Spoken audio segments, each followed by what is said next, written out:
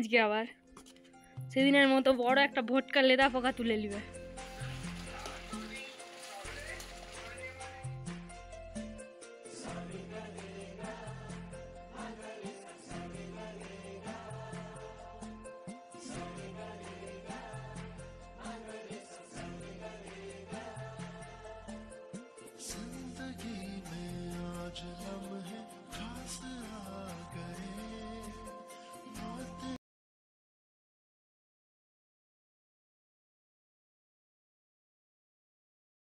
Hello everyone, welcome back to my new video. কেমন আছো তোমরা? আশা করছি তোমরা সবাই ভালো রয়েছো, আর আমিও ভালো রয়েছি।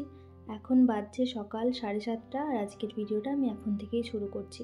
সকালবেলা এইমাত্র ঘুম থেকে উঠলাম আর তারপরে কিট্টুর সঙ্গে একটু বদমাইশি করে ব্রেকফাস্ট বানিয়ে নিয়ে চলে আসলাম ফ্রেশ হয়ে।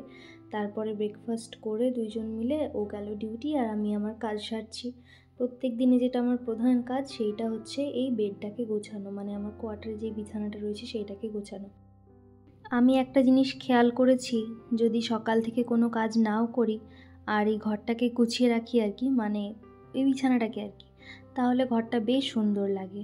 আর আমাদের প্রত্যেক দিনের দৈনন্দিন জীবনে আর কি এই ঘর গোছানো আর হচ্ছে বিছানা গোছানো এটা হচ্ছে প্রত্যেক দিনের কাজ আর কি।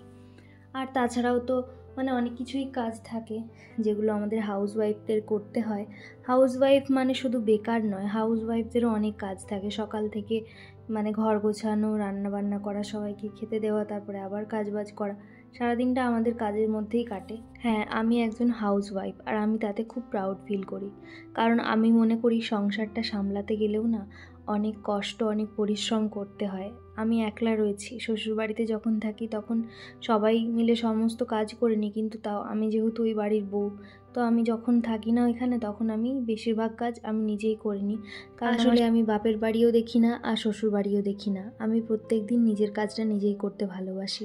তো যাই হোক, আমার কিন্তু ঘর মোছা কমপ্লিট। এবার বাসন কটা ধুয়ে আর তারপরে হচ্ছে আমি কাজবাজগুলো সারবো, বাকি কাজগুলো।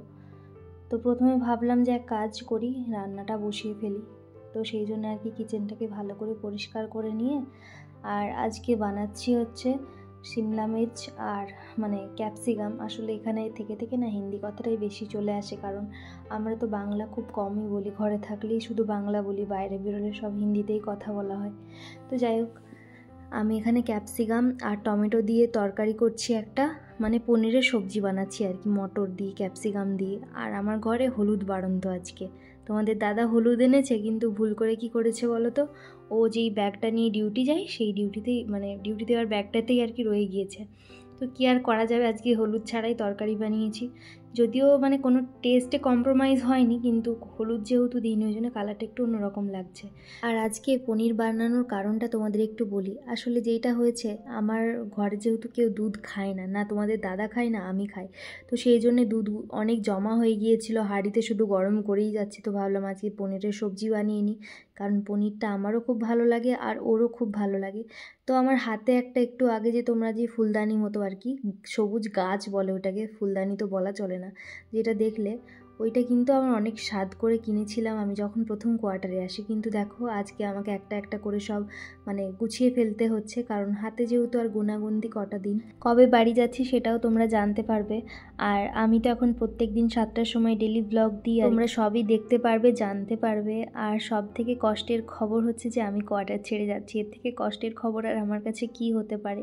আমার একটুও ভালো লাগছে না জানো তো, যতদিন এগিয়ে আসছে। তো ঝোড়াগুলো ভালো করে আমি একদম খুলে নিয়েছি, কারণ ওগুলো তো জানো যে ওগুলো খোলা যায়। দুটো ছিল আমার কাছে, দুটোই আজকে ধুয়ে ফেলছি, কারণ তোমাদের দাদা আমাকে বলেই গিয়েছে যে প্রিয়া আস্তে আস্তে করে সমস্ত কিছু ধোয়াধুয়ি করে রেখে দিও, কারণ যখন আর কি বাড়ি যাওয়ার সময় তো হয়েই এসেছে, ওই সামনের কটা দিন 2-3 দিনের মধ্যে অত কিছু করা যাবে না। তাই আমি একটা একটা করে সমস্ত কিছু গুছিয়ে রাখছি। জানি না কতটা কি গোছাতে পারবো। আর এইবারে তো তেমন একটা মানে ক্যান্টিন থেকে কিছু নিয়েও আসিনি, ঘরে যা ছিল সেইগুলোই ভাবছি রান্না করে ফেলবো। আর টুকিটাকি যা লাগবে তোমাদের দাদাকে বললেও বাইরের থেকে নিয়ে চলে আসে। আজকে আবার রিল শ্যুট করবো, তাই বাসনগুলো ধুয়ে ভাবছি স্নান করে আর একটু বসবো, বসে আবার ভিডিও বানাতে বসতে হবে, ব্লগ এডিটিং আছে, অনেক কাজ রয়েছে। আর তারপরে তোমাদের সঙ্গে রেডি হয়ে দেখা হচ্ছে আর কি। তো দেখো এখন বাজছে বোধহয় ওই 7:30টার মতো, আর আমি রেডি হয়ে রিলস বানিয়ে নিয়েছি। এখন বাজছে 8:30 আর আমি আজকে এইমাত্র রান্নাঘরে আসলাম রাত্রে রান্না করব বলে। ভিডিও শ্যুট করেছি, দেখতে পেয়েছো, পুরো মেকআপ এখনও রয়েছে, তোমরা রিলসগুলো তো দেখতেই পাবে আস্তে আস্তে।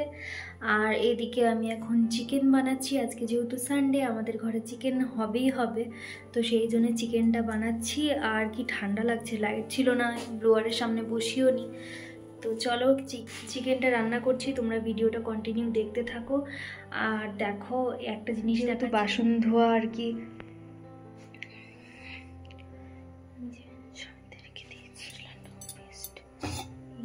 মশলা পেস্ট।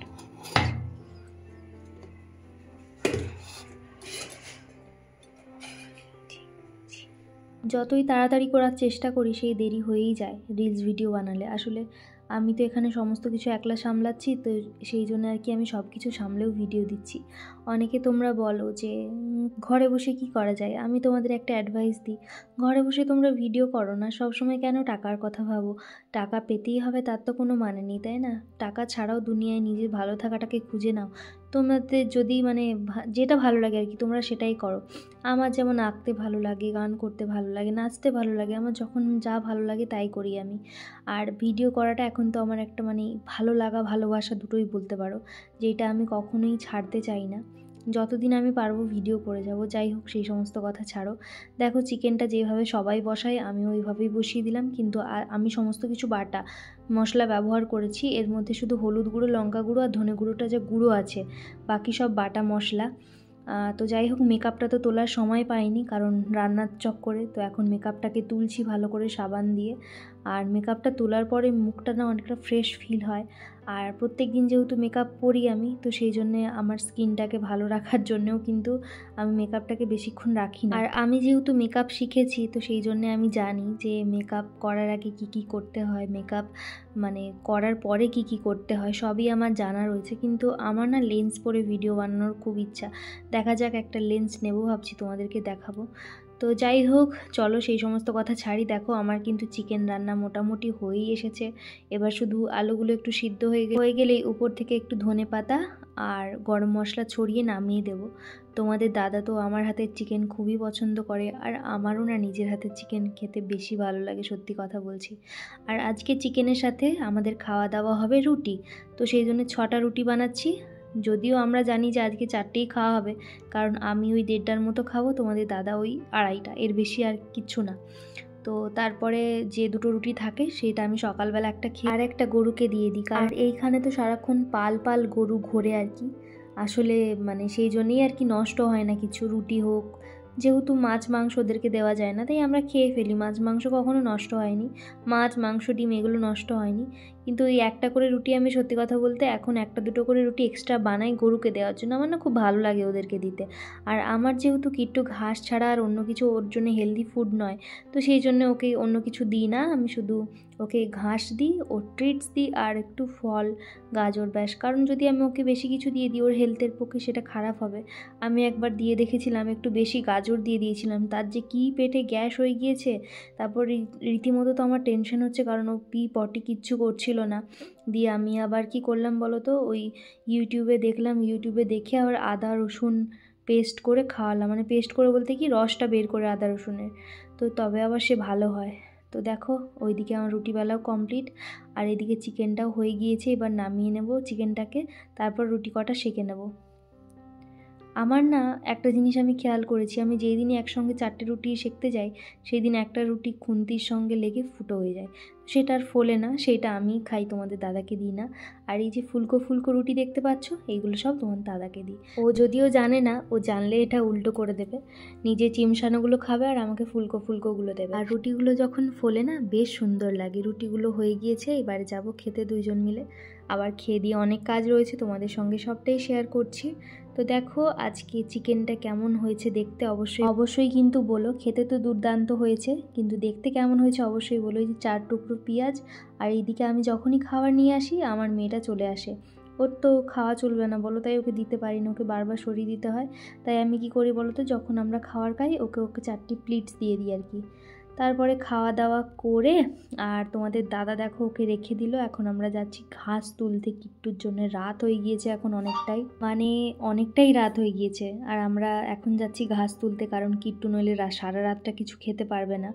আর দিনের বেলা তো কারোরই সময় হয়নি, আর তোমাদের দাদা না থাকলে আমার একলা একলা ঘাস তুলতে যেতে ইচ্ছে হয় না। চলো ঘাস তুলিতে যাবো। ঠেকালো, কাটলো, কি করে কাটলো? খাওয়া দাওয়া কমপ্লিট কইরা আমরা এখন যাইতেছি কিট্টুর জন্য ঘাস তুলতে।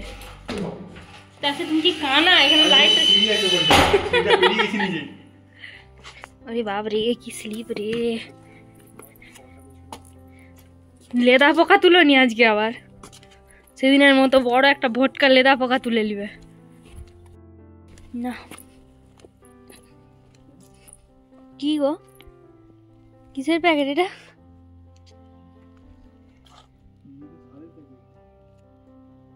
দাদা ভুলে গেছে, তাহলে ভুলে গেছে দাদা পাক্কা।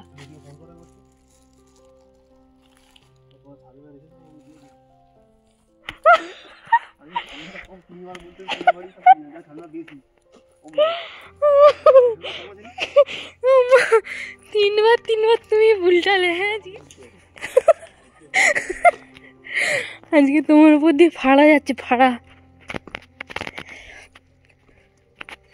কেটা গো বিশ্ব, কেটা তোমার সাইডে দাঁড়িয়ে রয়েছে? ঘাস তুলে নিয়ে চলে এসেছি। আর এই যে এবার ওর হে বক্সটার মধ্যে আর কি আমি রেখে দেবো। আর কিট্টু লিটার বক্সও ক্লিন করে দিই রাত্রিবেলা, যেহেতু ও ওইখানটায় থাকে, পি পটি করে, তো সেই জন্য লিটার বক্স ক্লিন করে। আর এই যে কিট্টুকে বের করে দিলাম। আসলে ওকে রেখে গিয়েছিলাম, কেন বলি তোমাদের, ও যদি খালি ঘর পায় না ও কি করে বলো তো? আমরা যখন কেউ ঘরে থাকি না, যদি আমাদের বেডরুমটা খোলা থাকে, ও বিছানার উপর উঠে সুন্দর করে পটি করে দেবে। আর আমরা যদি থাকি সেখানে কিন্তু ও কিচ্ছু করে না, ও প্রচুর ভদ্র। আমি জানি না কেন করে, মনে হয় যে ও অনেক বড় একটা কাজ করে দিয়েছে বিছানায় পি পটি করে, তো সেই জন্যই বোধহয় করে। আমি ইউটিউবে দেখছিলাম। তো দেখো আমি ওর হে বক্সে ঘাস দিয়েছি, ওইখানে খাবে, ওখানে খাবে না। এত বদমাইশ হচ্ছে, দিন দিন যত বড় হচ্ছে তত বদমাইশ হচ্ছে। তো যাই হোক, তবে একে নিয়ে আমি অনেক ভালো থাকি, এর সঙ্গে থাকবো, আমি অনেক মজা করব বাড়ি গিয়ে। আসলে ও যখন থাকবে না কি তোমাদের দাদা, তখন কিট্টুই তো আমার কাছে থাকবে বলো। ও আমার কাছে কাছে থাকবে, কাছে কাছে ঘুরবে, আমার মন ভালো হয়ে যাবে। আর ও আমাকে কত ভালোবাসে, সারাক্ষণ অনেক ভালোবাসে। তো যাই হোক, তারপরে কিট্টুর কাজবাজ সব কমপ্লিট করে এখন নিজের একটু স্কিন কেয়ার করতে এসেছি। সারাদিনে তো একটুও সময় হয় না, মানে খুব রেয়ার হয় যেদিন আমি সারাদিনে একটু স্কিন কেয়ার করি, নইলে রাত্রিবেলা করি আর কি। আবার কখনো কখনো সেইটাও করি না। আমি একদম ল্যাদখোর একটা মানুষ, মানে আমি নিজের স্কিনের যত্ন একদম করি না, না হেয়ারের যত্ন করি, কিচ্ছু করি না। ওই জন্য বাড়িতে আমার দিদু বকে, আর শ্বশুর বাড়িতে আমার শাশুড়ি মা বকে। সবাই বলে যে হ্যাঁ এই মেয়েটা সারাক্ষণ পাগলিদের মতো থাকে, কোনো যত্ন নেই, কিচ্ছু না। তো আমি যেহেতু ভিডিও শ্যুট করি, তো সোনার জিনিসগুলো খুলেই রেখে দিই। তো আজকে ভাবলাম পরে নিই, কারণ কান খোলা রাখতে নেই। আর হচ্ছে গলায় হারটা যেহেতু পরি সারাক্ষণ, তো সেটাও পরে নিচ্ছি। কোয়ার্টারে বাস এইটুকুই সোনার জিনিস আমি এনেছি। তো চলো আজকের ভিডিওটা এখানেই আমি শেষ করছি। তোমরা সবাই খুব ভালো থেকো, সুস্থ থেকো। আর আমিও ভালো আছি, তোমাদের ভালোবাসায় সুস্থ আছি। আর আমাদেরও খাওয়া দাওয়া কমপ্লিট, সমস্ত কিছু কমপ্লিট। আমার আজকের ভিডিওটা কেমন লাগলো অবশ্যই একটু কমেন্ট করে জানিও।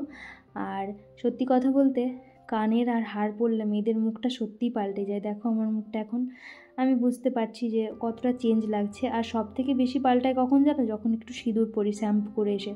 শ্যাম্পু করা অবস্থায় নিজেকে দেখলে এখন কেমনই লাগে নিজের, যখন তারপর শ্যাম্পু করার পর সিঁদুরটা পরি বেশ সুন্দর লাগে।